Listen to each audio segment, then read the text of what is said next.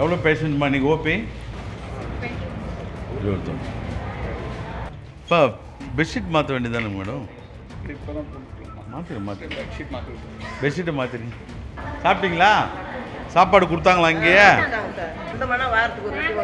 வந்து சாப்பிட்றீங்க. எவ்வளோ வாங்குறீங்க ஸ்கேனுக்கு? சிடி எவ்வளோ? 500 அரசாங்க ஆஸ்பத்திரியில் 700. எவ்வளோ பேருமா பிளட் எடுத்திருக்க? எவ்வளோ இன்னைக்கா? டோட்டலாக 1200. நல்லா பார்க்குறாங்களா? காசு எதுவும் வாங்குறாங்களா? இல்லை இல்லை. மருந்து கொடுக்குறாங்களா உங்களுக்கு? ஃப்ரீயாக கொடுக்குறாங்களா? கொடுக்குறாங்களா? எவ்வளோ நாளைக்கு ஒரு தடவை வரீங்க ஆஸ்பத்திரிக்கு? 5 நாளைக்கு ஒரு தடவை. நல்லா பார்த்துக்கிறாங்களா? காசு எதுவும் கொடுக்கலையா? இல்லை சார். எதுவும் கட்டலல்ல? இல்லை சார். என்னம்மா மருந்தெல்லாம் கொடுக்குறீங்களா? கிட்டத்தட்ட 1100 பெட்டு மருத்துவமனை.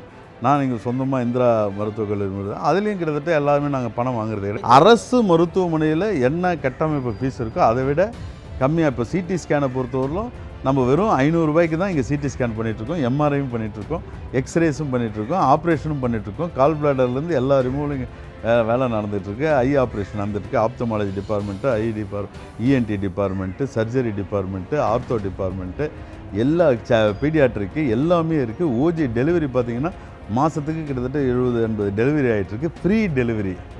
அவங்களுக்கு வந்து பிரசவத்துக்கு இலவசம் அப்படின்ற அளவில் இன்றைக்கு வந்து ஃபுல்லாகவே அது பண்ணி கொடுத்துட்ருக்கோம். அது வந்து நம்ம இந்த தொகுதிகளில் மக்கள் மட்டும் கிடையாது, பக்கத்தில் இருக்கக்கூடிய அருகாமையில் அரக்கோணம், ஏன் நகரிலேருந்து கூட வராங்க. நகரிலேருந்து ரோஜா அவங்க கூட பேசுனாங்க. ஒரு பேஷண்ட்டுக்காக கால் பிளாடர் ரிமூவலுக்காக அட்மிட் பண்ணி அவங்களுக்கு ஏதாவது உதவி பண்ணுங்க அப்படின்னு. ஆல்ரெடி உதவியில் இருக்காங்க. ஃபுல் ஃபீஸ் ஃப்ரீ தான் அவங்களுக்கு எல்லாமே சொல்லி. அது மாதிரி வந்து நம்ம வந்து எல்லா இது நம்ம ஊருன்னு மட்டும் கிடையாது, பக்கத்து ஊரிலும் பயனடைகிற அளவுக்கு பண்ணி கொடுத்துட்ருக்கோம்.